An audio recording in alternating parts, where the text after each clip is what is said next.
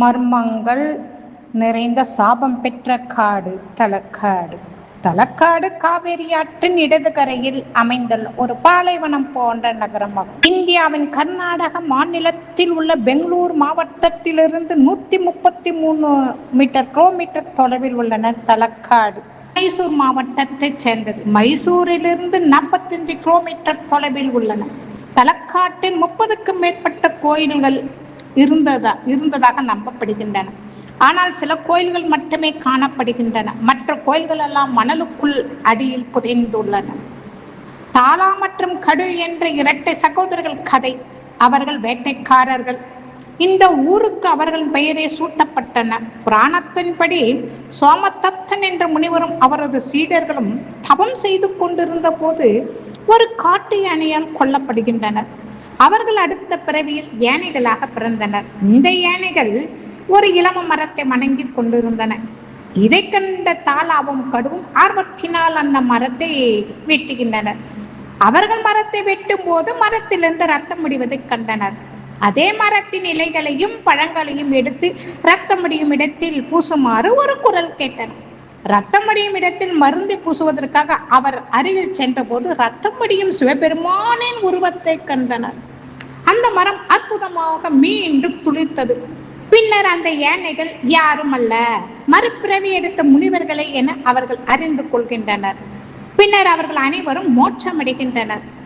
தலக்காட்டில் உள்ள வீரபத்திர சுவாமி கோயிலுக்கு முன்னால் தாலா மற்றும் கடு ஆகிய இரு சகோதரர்கள் கல் சிலையாக அங்கே காணலாம்.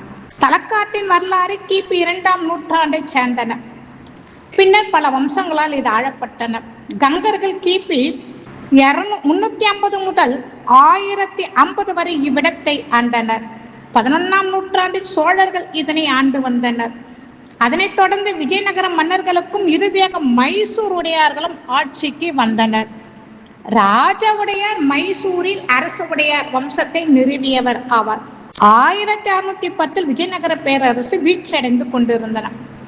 அதன் தலைவர்களில் ஒருவரான ராஜ உடையார் அதிகாரத்திற்காக போராடி கொண்டிருந்தார். விஜயநகரத்தின் ஆளுநராக இருந்த திருமலை ஸ்ரீரங்கப்பட்டணத்தில் அரசவை நடத்தினார். ராஜா உடையார் அவருக்கு கீழ்ப்பட்டவராக இருந்து வந்தார். திருமலை ராஜா தனது சக்தி வாய்ந்த சிற்றரசர்கள் மீது மிகுந்த எச்சரிக்கையுடன் இருந்தார். அவர் தனது மேலாதிக்கத்தின் கீழ் இருந்த அனைத்து தலைவர்களையும் தசரா என்ற இந்து பண்டிகைக்காக ஸ்ரீரங்கப்பட்டினத்திற்கு அழைத்து அவர்களை கொல்ல திட்டமிட்டார். துரவஷ்டமாக ராஜா உடையார் அந்த சதியை கண்டுபிடித்து ஸ்ரீரங்கப்பட்டணத்தை தாக்கி அதை கைப்பற்றினார். இதன் மூலம் திருமலை ராயரை பதவியிலிருந்து அகற்றி தனது ஆட்சி நிறுவினார். திருமலை தனது மனைவி ராணி அலமேல் அம்மாவுடன் ஒரு கிராமத்திற்கு தப்பி சென்றிருந்தார். அலமேல் அம்மாவிடம் ஒரு பெரிய முத்து பதிக்கப்பட்ட நெற்றியான மூக்குத்தி உட்பட ஏராளமான விலை உயர்ந்த நகைகள் எல்லாம் இருந்தன. ஸ்ரீ ரங்கநாதர் மற்றும் ரங்கநாயகின் தீவிர பக்தியாக இருந்தார் அலமேல் அம்மா. அவர் தனது நகைகள் அனைத்தையும் ஸ்ரீ ரங்கநாயகி அலங்கரிப்பதற்காக கொடுத்து விடுவார். பின்னர் கொண்டாட்டத்துக்கு பிறகு அந்த நகைகள் அவரிடமே திருப்பி தரப்படும். ரங்கநாயகருக்கு குணப்படுத்த முடியாத நோய் பல வருடங்களாக இருந்து வருகின்றன. அவரது ராஜ வைத்தியரின் அறிவுரையின்படி அவர் தலக்காடு சென்றார். ஒரு வாரம் முழுவதும் அவர் தினமும் காவேரி ஆற்றில் குளித்து தலக்காட்டில் உள்ள வைத்தியநாதேஸ்வரை வழிபட வேண்டியிருந்தனர். ஆனால் 4ஆம் நாளில் ராயர் இறந்து விடுகின்றார். அலமேல் அம்மாவின் குலதெய்வம் ரங்கநாயகி. அவரும் ரங்கநாயகின் தீவிர பக்தி ஒவ்வொரு செவ்வாய் மற்றும் வெள்ளிக்கிழமைகளும் இறைவனை அலங்கரிப்பதற்காக தனது நகைகளை கோயிலுக்கு கொடுத்து வந்தார். தன் கணவன் காப்பாற்ற முடியாத குலதெய்வமான ரங்கநாயகின் மீது கோபமடைந்த அவர் நகைகளையே கொடுப்பதையே நிறுத்தி விடுகின்றார். ராஜவுடையார் திருமலை ராயரை பழிவாங்க விரும்பினார். திருமலையின் சொத்துக்களை பறிமுதல் செய்ய ராஜா உத்தரவிட்டார். ராணி அலமேல் அம்மா ஸ்ரீரங்கப்பட்டணத்தில் உள்ள ஸ்ரீ ரங்கநாத சுவாமி கோயிலுக்கு கொடுப்பதற்காக தனது நகைகள் அனைத்தையும் தன்னுடன் கொண்டு வந்திருந்தார். அந்த நகைகளை மீட்க ராஜவுடையார் தனது வீரர்களை தலக்காட்டிற்கு அனுப்பினார். வீரர்கள் தலக்காட்டில் இருந்த திருமலை ராயரின் விதவியான ராணி அலமேல் அம்மாவின் இல்லத்திற்கு வந்தனர். ராணி ஆச்சரியத்தில் ஆழ்ந்தார். அவர் தனக்கு கிடைத்த நகைகள் அனைத்தையும் ஒரு பெட்டியில் வைத்துக் கொண்டு அரண்மனையிலிருந்து ரகசியமாக வெளியேறினார்.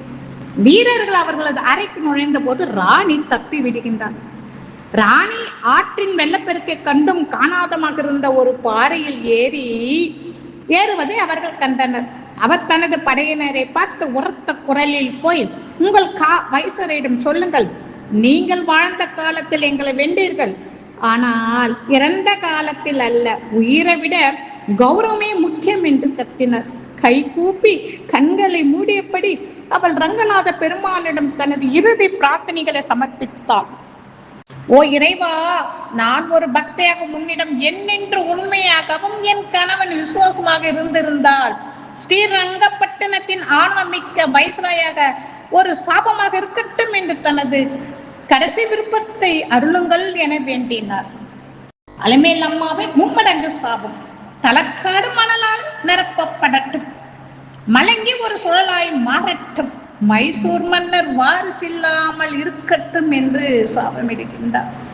திருமலைராயரின் விதவியான அலமேல் அம்மா துரத்தி வரும் ராஜவடியார் வீரர்களிடம் தப்பிப்பதற்காக ஓடுகின்றார்.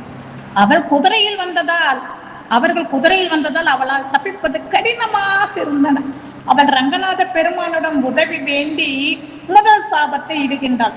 இதனால் வீரர்கள் மணலில் அவளை பின்தொடர முடியாதபடி போகின்றனர்.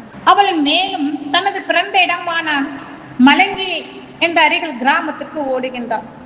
காவேரி ஆற்றை கடந்து மலங்கி தனது இரண்டாவது சாபத்தை இடுகின்றார். அது ஒரு சுழலாக மாறும்.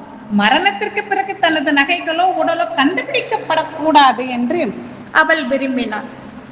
அதனால் அவர் மைசூர் மகாராஜாவுக்கு வாரிசுகள் இல்லாமல் போகட்டும் என்று மூன்றாவது சாபம் இடுகின்றார்.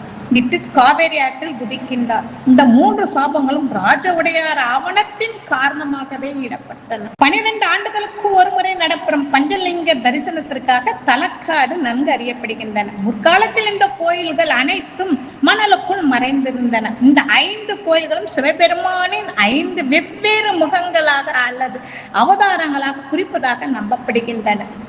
தலக்காட்டில் முதலில் தரிசிக்க வேண்டிய கோயில் வைத்தியநாதேஸ்வரர் கோயில். அது அடுத்து வீரபத்திர சுவாமி கோயில். அங்கிருந்து மணலில் 400 மீட்டர் நடந்தால் பாதாளேஸ்வரர் கோயிலை அடையலாம். அதற்கு மேலும் 400 மீட்டர் தொலைவில் நடந்தால் மருளேஸ்வரர் கோயில் உள்ளன. கீர்த்தி நாராயணன் கோயில் இங்கிருந்து சுமார் 500 மீட்டர் தொலைவில் உள்ளன.